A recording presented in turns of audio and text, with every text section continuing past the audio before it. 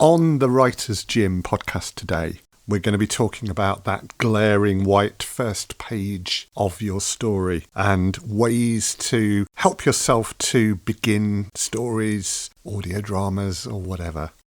Welcome to the Writer's Gym podcast.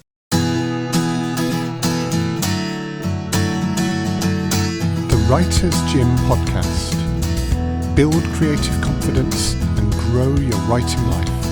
With Rachel Knightley and Emily Inkpen.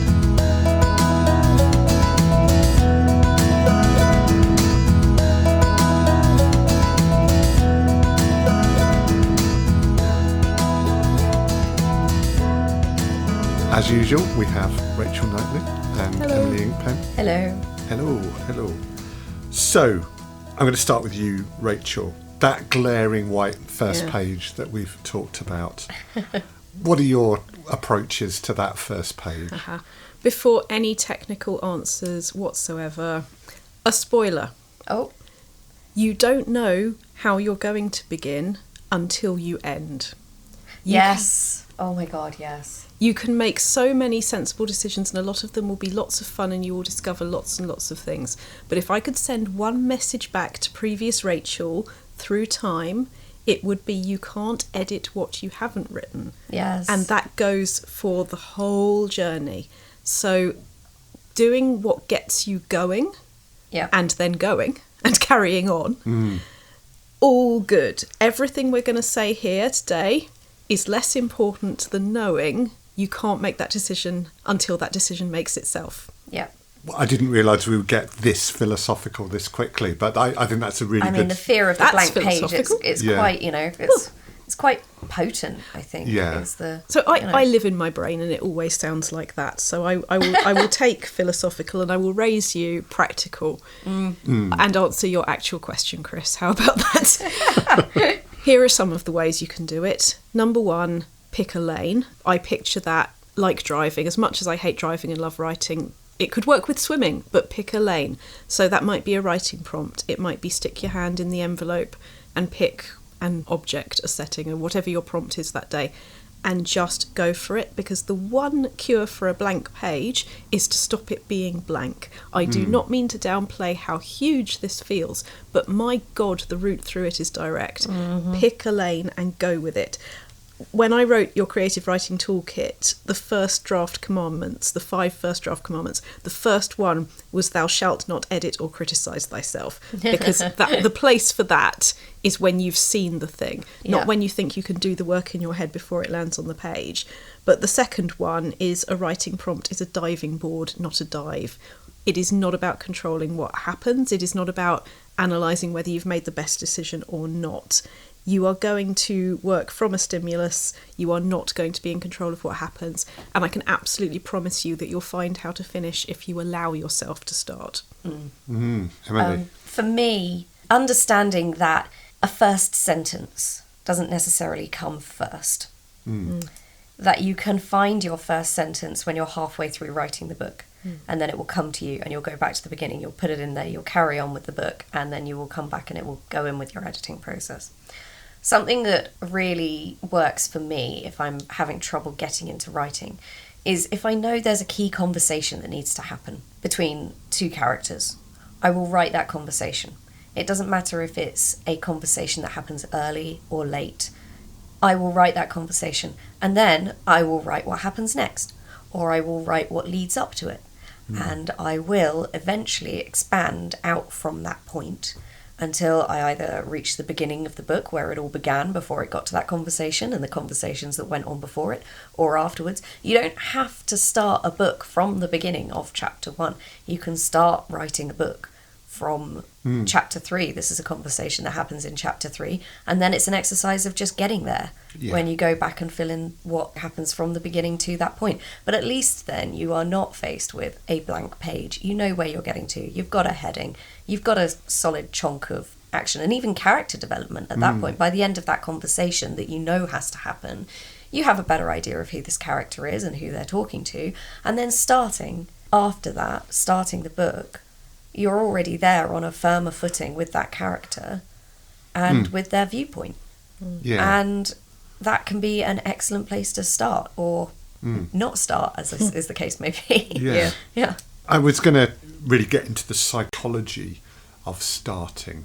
And this applies to lots of other things, not just to writing, of course. But that is a good first point, isn't it? Pick something that you can easily begin with. And I think a lot of writers would understand the gravity of the first page, the importance of the first page, and probably that's not a good place to start. And can we talk about the word easily? Yeah. Because you just said easily. And when people come to me and say, oh, well, obviously first person is easier than third person, or obviously third person is easier than first person, or obviously it's easier to talk about this than that, and somebody says the opposite, that's because you're you and they're not. And if something feels easy, it's like if something tastes nice. It's not, what does that say about me? Should I be making myself miserable by learning to do it a different way rather than the one that comes naturally? You've got something to say.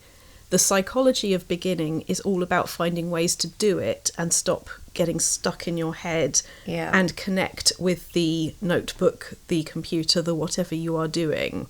That's what it's all for in the end.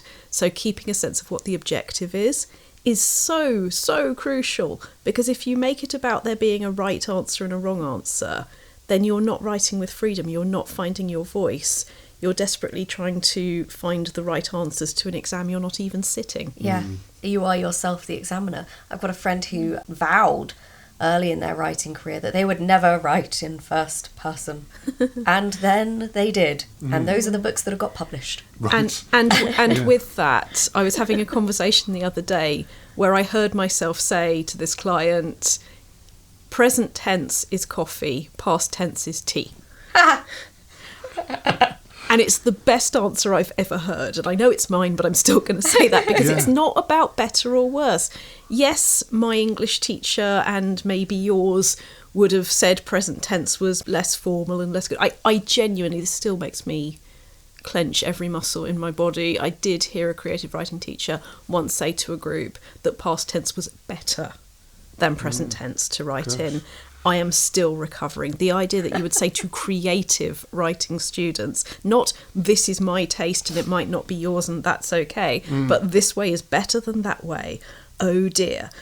Commandment number 3, first draft commandments, aim to be interested, not interesting. Yeah. Because we can feel so overwhelmed, we can feel so nervous about whether we're being interesting or whether it's good or whether it's this word or that word, when actually you need to invest in finding out what you're interested in order for it to be good in terms of what it actually is. You don't find that out in your head, you find that out in the world. You are interested in the journey, not you are writing an interesting journey. Yeah, because the journey will be interesting. And you've got to keep showing up, haven't you? You've got to be engaged enough and interested enough in it to keep showing up in order to keep writing the thing. Trying to be interesting every single day is exhausting. Can you oh my god, I don't find myself interesting. If I try to be interesting, it's just such hard work. Really? No, I can't. No, I'm interested in everything. Am I myself interesting? Oh no, hard work. I mean, I think that's we may do a future podcast about traits of writers. Oh, I thought you were going to say about how interesting is Emily. Well, and if not, why not? Exactly. And we'll do a how interesting is Rachel as well. Quite right. I am open to feedback, I would just like to say. But I mean, getting back to the practicalities and the challenges of starting, I want to ask you both about the importance of planning in getting started. Rachel, would you start with a plan and work from it, or would you start with, as Emily suggested, a conversation or something from deeper into the book? If we're talking started as in when an idea comes to me, I start when the idea comes to me. So the thing that David Lynch with Go Where the Fish Are taught me is it's no good sitting in the middle of the Sahara Desert with your fishing rod wondering why the ideas aren't coming, what's wrong with me as a writer. You need to work out what the river is for you and make sure your life allows you to go to it a lot. The true answer is the idea starts it, and the responsibility on me is to write it down when it arrives, not think, oh, what a good idea, I'm sure I'll remember that later, because we all know how well that works. What I will always do is I will always listen, I will always transcribe, and this is how you get started as far as I'm concerned, is that you transcribe what is in your head, just like you're pressing play on a dictaphone. You put down what you're hearing, honestly, authentically. You can and you will edit it, change it, develop it later, but it's all about getting that raw material so that you can explore it and know that, first draft commandment number 4, there is no wrong answer. That's what I need to say to myself over and over again, because we've talked about feedback in a previous episode, and so much damage can be done to so many people by some teacher or some industry professional or somebody somewhere making you feel like you're not invited to the party, like you're somehow fundamentally wrong in how you've got your ideas. And that sticks around far longer than all the lovely things that other people have said along the way. It just does, which is why you need to always write down feedback as well as ideas, including the good stuff. But there is no wrong answer. Get it down and keep moving. Emily, are you a planner or someone who plunges straight in? So there are 2 ways. I always try to have a destination in mind. I know where I want this story to go. Often I'll know some key beats that I want to hit along the way. If I'm writing a short story, it's very different. I normally have an image in my head of something, and then the story comes from it or leads to it. And I guess it's an amalgamation of all things. If, for instance, if I often listen to music a lot, and I visualize things while I'm listening to music. Sometimes I've got these pieces of music and I've imagined whole scenes. And then I realize that scene would happen at this point on the timeline or that point on the timeline. For years, I might have been building up a patchwork of moments that I then have to string together into this story. But they will naturally have started to appear in an order in my head, or there will be an occasion that will fit here and there's a thing that happens that fits there.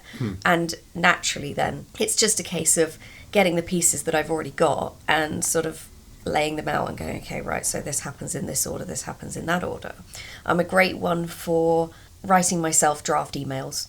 So snippets of things that happen, descriptions, you can write them anywhere on the go. Then if you've got it in a draft email, you can access it from wherever. Yes. And sometimes what I do at the beginning of something is I take all of those bits from the various places and I put them in a single document, in the document that I'm writing in. And then it's like I've already got stepping stones at different points in the narrative. Can I just agree with that, please? Certainly, you can agree as much as you like. I call them lily pads. Lily pads, okay. One is a frog. The work is a pond.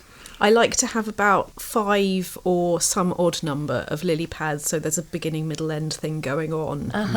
And I have my key lily pad scenes that get me from the beginning to the end. So I know my destination, I know my key lily pads in the middle. So you call it lily pads. I call that lighting of the beacons, where the scene from Lord of the Rings where there's the beacons and you can see them all lighting, and I know where my beacons are, and I can see them lighting in a line, but how I get to the beacons is different. It can be, I mean, one but has broadly to ask. you know where you're going. One knows where one is going. I have to say, there is the question that arises, who the hell did they stick up on those mountains and what did they do to deserve that? Because those people, how did they, there are so many questions with that sequence that I just kind of want to write a fan fiction about Ed and Fred who were up on beacon number 3 and what they did to deserve being there, and and this one moment where it happened and they got to light the beacon. Are you going to? It would be great, wouldn't it? I'd love to. I wonder how many people... Listeners, if you are listening and you would like to hear the fan fiction of Ed and Fred, the beacon lighters in Lord of the Rings, please let me know. It could be Emily's Rosencrantz and Guildenstern are dead. It could be, yes. Homework, yes. Sorry, tangent there. Yeah, no, that's fine. I was going to mention, from what you've been saying there are a number of ways of collecting, almost scrapbooking, you might say, stuff that is going to go into your story. And you've kind of touched on something that I wanted to expand a bit more on. You've talked about listening to music, and we sometimes have writers create mood boards, and mood boards can be collections of pictures, they can be words, they can be playlists of different sorts of music. Not necessarily that we're going to put that music into our production if it's a radio drama, but that music gets you into the mood. Yeah. Is that something that the two of you have used? I Yes. do. I absolutely do. You know, I'm actually looking around my living room right now where we are, and I am realising quite how much I do that when you surround yourself with things that might link to your story in a way only you know how. It's not always a literal mood board, but surrounding yourself with writing prompts that aren't absolute writing prompts as in you're doing the writing now, but they absolutely come into it. I find that enormously helpful. So I've got a painting over the fireplace that my ex-singing teacher did, where it's a woman with big brown hair in a red dress walking down a railway line in the middle of a wood, and she doesn't have a face. Her face is not visible on it and is transparent. And for me, that was actually a very positive image. I walked into her living room and I had a singing lesson one day, and I absolutely fell in love with that, because I went, yes, our identity does change as we move through life. And that's something that's informed both the writing projects that I'm working on at the moment, and it's right by my desk. So mood boards might mean different things to different listeners. It doesn't mean that if making a picture of it or a playlist on Spotify, if that isn't what speaks to you, definitely find what does, because writing prompts aren't just pick one and go for it. They are the situation you surround yourself with. Yeah, that's true. I think, you know, there's a lot of people who write dark academia who will write they will light a candle, one of those candles that you pick up and you carry around. They'll have like one of those on the desk, and they'll light the candle before they start. And, you know, they might even decorate their home in the style of, and being able to walk into that environment and then... It's write finding it your and- rituals, isn't it? Exactly. It's so important. Yeah. Because a ritual is not done for its own sake. It's done for what it invokes. It's done for what it summons in you. And finding the ones that work for you. Like candles absolutely work for me because I have to babysit the candle. I have to stay on that sofa and do that writing. And that works. It means I don't go, I'll just go and do the washing. I'll just go and do this other thing. It keeps me there. Yeah, it keeps you still. Yeah. For me, it is music. I have playlists, but you know, a lot of people have playlists for the book, but I have playlists per character. And that really helps me because I do multiple POVs depending on the chapter. Like I have POV per chapter, and if I've got a playlist for the character, it helps me to get into their headspace before I write their chapter. It can really help with changing of tone and things like that. But then I've realised that actually there are songs, I've got the same playlist for the kids during the Dex Legacy and during the books. And there are songs on there that I'm like, no, this is a very teenage them. Oh, this is a very mature them. And that's interesting. I have thought about splitting them out into different age groups because, you know, what I was listening to when I was a teenager is not what I listen to now. And for character, it's exactly the same. You know, getting into the headspace of 15-year-old Isra versus 26-year-old Isra is, you know, very, very different place and process. Very different world. Subscribe to The Writer's Gym by searching for us in your favourite podcast app and clicking follow, favourite or subscribe to be informed the moment we release new episodes and to have access to all our past editions. So I want to ask now about whether targets are a useful tool when you're starting something. By a target, I guess we could mean a word count or to get to a certain point in our plot or story. Or Rachel's catchphrase, give me a deadline, Chris. Well, yeah. I mean, but this is a much more internal thing, isn't it? Because it's not the date by which you must deliver the manuscript. It's you starting something and challenging yourself, I guess, to get to a certain point. The thing is, I really like deadlines, in case that wasn't clear, because if you know you've got to do something by, let's say, this time next week, even if it's not an actual in the world deadline, then you stop falling into the perfectionism, procrastination, spinning coin trap, and you make something happen, which you can then develop. So what I do is I say to myself, what if I was being offered several £100s to get this page done by 2:00 this afternoon, or this chapter done by this time next week, or whatever feels reasonable but a tiny bit of a push. Because if it feels too reasonable, it kind of undermines the mentality of it. Yes. I really like doing that because it keeps me in the world. It keeps me putting things out of my head and onto the pages so that I keep moving forward, evolving, and that builds my confidence, because the more you haven't done, the easier it is to add another day in which you haven't done anything. Yeah. And the reasons you give yourself will always be absolutely true reasons. There will always be other things going on in the world. Yeah. I think for me it's all about finding, how do we work with our feelings, not against them? So we're not waiting for our feelings about the writing to be perfect, or the time in which we can write to be perfect. It's how we respond to that. And that, for me, that's definitely my way of doing it, is even if it's just texting a friend and going, Bum is going to hit the chair, Bum is going to stay on chair while write for this hour or this many words or whatever it is, and you go, yay. And obviously my coaching clients have groups with me and with each other that do that, but it's something you can do with a non-writer. It's something you can just write on a post-it note and have next to your computer. We're not getting up until we've done these 500 words. I used to do writing sprints on Twitch. So I think of getting back into them because it was really fun. Like, people would join and then we'd do writing for 25 minutes and then we'd have a 10-minute break. During the 10-minute break, I would read from one of Ursula Le Guin's on writing books, or, you know, we were reading a bit of Stephen King's on writing as well. And so during the break, there would be a bit of, you know, while people got up and made cups of tea or something, I'd basically be doing, you know, about writing story time. And then we'd go back into writing. And that was a lot of fun. We have something like that every Monday morning. We come to the writing room, and if you begin the week feeling like a writer when it's not necessarily your job or part of your life, then it's not something that waits till the weekend. It's something that is a little bit there every day. And I still find that enormously useful. Yes, I'm the one running it, but it's just, I want to model that behaviour. I want to say, it's not about suddenly feeling super confident, and there's no time where you walk through that mirror and suddenly your mentality and your feelings are totally different. No. Writing is writing, humans are humans, we are absolutely all in this together. Yeah. I need those deadlines. But for me, it's because I have multiple projects going on. So I need to know what to write and prioritise. So it's like, I could be writing, like, oh, I'll write every day. But if I know that I need to get that bit of writing done by next week, I'll prioritise writing that over any of my other projects. When I'm working for, you know, I've got a friend who I'm doing some work for at the moment, and they say, you know, you've got to do this thing. Okay, when's it due? Oh, there's no hurry. There's no hurry, just take your time with it. And I'm like, okay, fine. And I do all of the other things because I'm busy with all of these other things. And then, you know, 2 weekends later, they're like, so where are you with it? Yeah.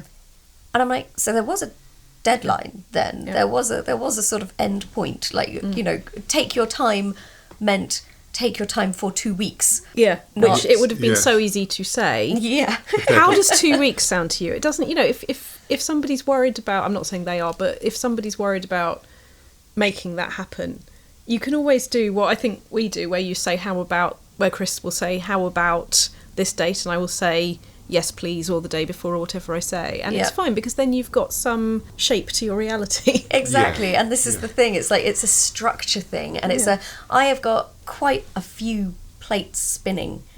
Keeping the plates in the air requires constant jiggling, but you got to know which plates are the really important ones to not let fall. The really important plates. Yeah.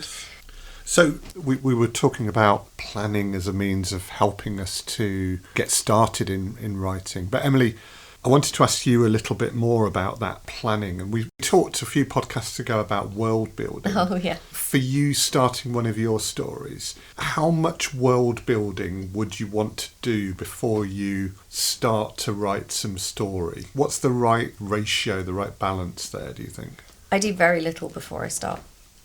It happens as I go. And I think that's very important, because if you do too much up front, you might not use any of it. You want to do the world building that is relevant to what you're writing and to your characters. And the world building will happen. You will undoubtedly, along the journey, mentally take little side quests that flesh out your world in different directions that you might not actually explore in the narrative. But I know that a lot of people will set out to write a book and will make a world first. And they might have been building this world for 2 years, and filled 20 notebooks with details about this world and the magic system and the planetary orbit and the ecosystems and all the rest of it. And I say, oh, great, who are your characters? I don't know. Yeah. Okay, what's the journey? What are they doing in it? I don't know that yet. And it's like, well, then you're not writing a book, are you? You are building a world. You need to start with the actual writing of the book. There is a point where world building becomes procrastination. And if you are world building, you are not book writing. You are, there is a point where they do not overlap. The world in this context is there to serve the story. The story is not there to serve the world. Yes. And if you have it that way round, you can so accidentally be trying to do justice to all the world building and the research that you've done, forgetting that the reason you're here in the first place is the story and taking us through the transformation that happens to somebody as a result of being in that world. Yeah. And the world may very well change, but the world is not the end point. The story is. Yeah. And if it's scary, if you are building a world and you haven't got characters and you haven't got a story, what can be a good way to break that is to write little short stories, maybe even for flash fictions, about people in locations in your world. Yes. So go into a particular town, find a person, tell their story, tell a small adventure that they go on. Don't commit to a whole book, but as soon as you start to go into those details, find the people in the world and find ways to bring that world to life through a character's point of view, then you're going to start getting into your world in a way that you can really communicate to people, This is how point of view is the answer to almost any question we ask ourselves in creative writing. Point of view is the thing that makes all the other things easier. Because what you've just described is, okay, we're jumping into this head and what's important to them, and then we're going to go over and find another head and what's important to them. And one of them will speak to you more than the others, and you'll do more of that one if you want to, and you're in. Yeah, exactly. And then you're done. And you're like, oh, okay, no, I am with this person in this town. And she is going on an adventure because this thing needs to happen and she needs to get to that town and then back again. And there you have it. You have a story. That's brilliant. But you do need to go into a town and find somebody and tap on their shoulder and say, who are you? Brilliant. Let's have some fun. And on it goes from there. Exactly. In the least dodgy way possible. I was thinking there was something a little bit kind of dating app about that. Yeah, although to be honest, no judgment. No. I mean, whatever genre you want to write in your good point. Whatever few minutes you spend with each of those characters, as long as it's good for you. Absolutely, yeah. What's the world behind your erotica novel, readers? Well, I mean, romantic fantasy is a thing, and that can go in many directions. Everything is a thing, as the actress said. I want to move on to something that I'm sure we've all experienced. Oh God! And this is going to sound terrible now. So it's the false start, and not the one that you're now thinking of. But too late. the false start in writing. I mean, there must be behave you two. There must be ways in which, and you must have done this many a time. Started off on a particular track for a story. Oh God! You said it. Join us next week, listeners. For somebody it's all right. started. I'm back. Okay, we're back. Hello. We're back. Okay. Serious, super serious. This is all staying in the question? podcast, by the way. So the false start. Can we learn from false starts? What should we do? I would them? congratulate yourself for a false start because, and that's everybody out there, not just the men. I would congratulate yourself for a false start because it means you've started. It means you've done something. And frankly, unless you've got to the end of the book or whatever it happens to be, you don't know truly that it is a false start. What it might be is the way you discovered X, Y, and Z and you'd never have discovered X, Y, and Z otherwise. Or it might be that you've replaced that apparent false start with a different start. And it might be that by the time you get to the end of the project, you've gone, oh no, I was right the first time. I have had that happen. Yeah. So I don't think it's about avoiding false starts. I think it's about reframing it into what it actually is, which is to congratulate yourself for getting that in the world, learning what you've learnt from it, and carrying on. Yes. Yeah, I think that there is definitely an element of just doing it and taking it as far as it can go. And you're giggling again, and I am going to start laughing. No, Yeah. Okay, so something that could be quite good for people to hear is that, like, I chatted to my agent about this a little while ago because I promised them another book, and this was classic. I sent them an email. They were like, pitch me another book. I was like, right, so I'm going to start working on a new book. These are my ideas, 3 separate ideas. Great, I love them all. Brilliant. Not useful. I wanted him to say that one, right? That would have been useful. No. Love them all. Apparently I'm very good at ideas. Then a little while later, I was working on a book. It was none of those 3 that I had pitched to him. So I sent him an email saying, just an FYI, I'm working on this one. It's not the one that I told you I'd be working on. It's a whole new one. And this is it. Brilliant. Yep. Love the sound of that. Great. So then I was writing this book, got about 50,000 words into it, and then realised that I just didn't know the characters well enough. There were things about these characters that I just didn't know the answer to. And I'd got quite far into the narrative and still couldn't tell you really important things about them. And that for me is a bit of a problem. And I realised that I needed them to sit with me for a bit longer and not force it. And I said this, I was very intensely aware of the fact that I promised my agent that I would send them a book by the summer, and then that didn't happen. And we went out for lunch just before Christmas, and I said, yeah, so that didn't happen. I realised that I was forcing it too early, and it was not going to. And he just said, no, you know what? Some writers, they'll start writing a book 30,000 words in. They're like, nope, not yet. 40,000 words in, no, not yet. Third one, great, finish it all the way through. And then that will be the one that sits right. And then they might go back to the one that they wrote. Now, I know that I'm going to go back to that one that I was writing, and I'm going to revisit it. I'm going to have the answers to the questions that I didn't have. I will make it right. I'll revive it and I'll finish the thing. But it just wasn't time yet for those characters. And I would call that a false start. But all the work that I've done on it so far, that 50,000 words is not lost. But even as you're saying that, you're acknowledging that what was a false start will have its time. So maybe it's a question of how we hear that phrase, because when I heard that phrase, full start to me is like, oh, that didn't count, let's go back to the beginning of the race and start again. But actually what you're doing there is you're saying, I'm putting that back in the freezer, gonna thaw that out another day. It's gonna have its time, but not yet. And that's a really nice way to look at it. No matter what writing you're doing, it's part of Hemingway's iceberg of all the stuff that you know about the characters, write about the characters, that actually will always be below sea level. It won't make that final cut of the book that they eventually see. Or it might be a completely different book and you don't know yet, but it's never wasted. No words are wasted.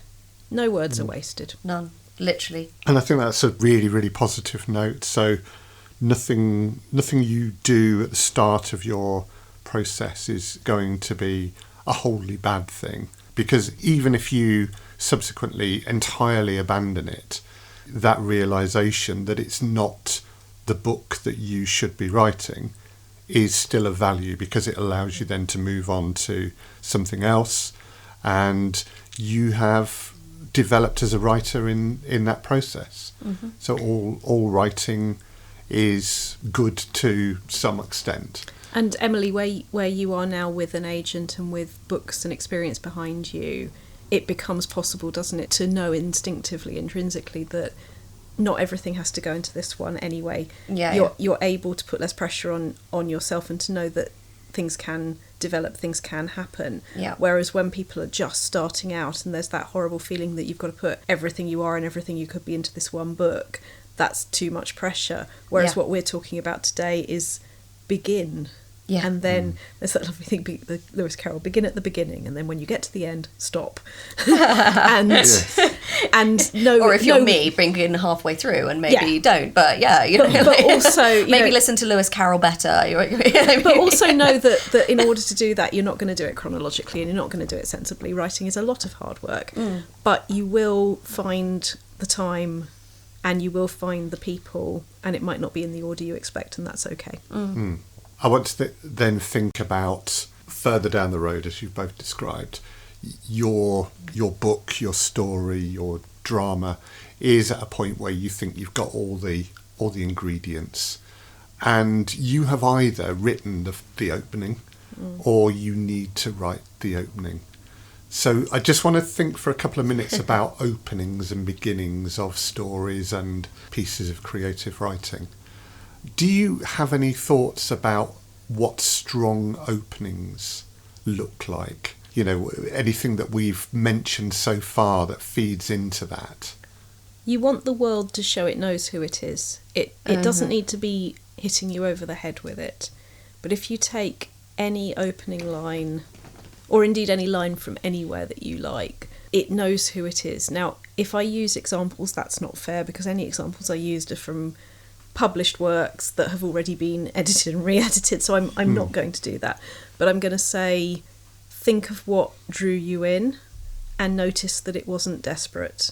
It was letting you come to it a certain amount. Yeah. Let the characters exist and speak for themselves. Don't helicopter parent the reader. Trust that they will find their way if you show them a world. Yeah.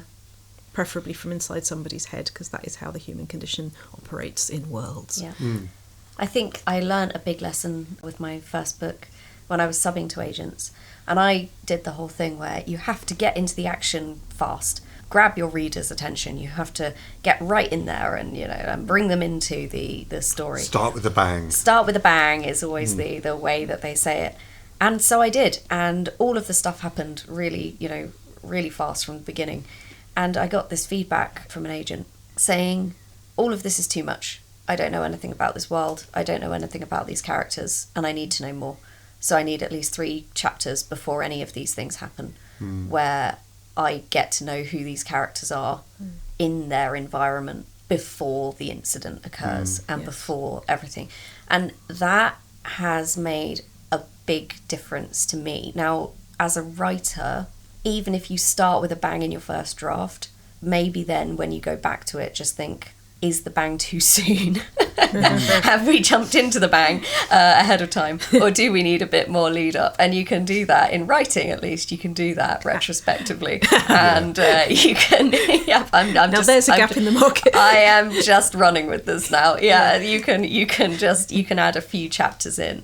And actually hearing that feedback from an agent, and he invited me to submit again after I'd followed any or all of his feedback. And when I resubmitted, he asked for a full manuscript. So it was definitely the right thing to do. And that was the version of the book that was not by him, but eventually was picked up by my agent. So trusting your reader that, yeah, the bang is coming, but we're not there yet. We're not there yet. You know, the readers, if they like your work and if they like your characters, funnily enough, you can sense the bang in your future. They can sense the bang in your future, yes. Probably best we end there, I think. But I think we just ended on a bang. We always, absolutely. Pleasure working with you, darling. Good Lord. We always end our podcasts with an exercise, a challenge. Rachel, what have we got for this one? If, in spite of hearing that the most important thing is to start to pick a lane and to see where you go, you still feel like, oh, I want something practical, I want something to just get me over the fear of the blank page, here are 2 things you can do. 1, turn up to my writing room every Monday. There's a lot of people in the same situation. 2, remember that there are, first draft commandment number 5, 7 basic plots, or 3 or 12, depending on who you ask, but there are infinite original voices. Only you can write what you are writing, and if you keep the curiosity and if you keep the interest, you will find the paths, not path, the paths, all the things that are right for you. Keep going. Well, that is a great way to end this podcast, I think. So, as always, Rachel Knightley, Emily Inkpen, thank you so much for being with us on the Writer's Gym podcast today. Thank you, Chris Gregory. Thank you.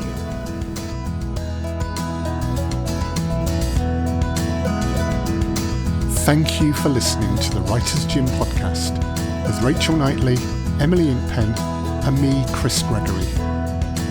If you'd like to learn more about Rachel and the Writer's Gym, please go to rachelknightley.com. To find out more about Emily, please go to emilyinkpen.com. And for Chris, go to alternativestories.com. We'll print all these links and more in the show notes for this podcast. The Writer's Gym podcast is an Alternative Stories 2024 production for the Writer's Gym. Production, sound design and editing were by me, Chris Gregory.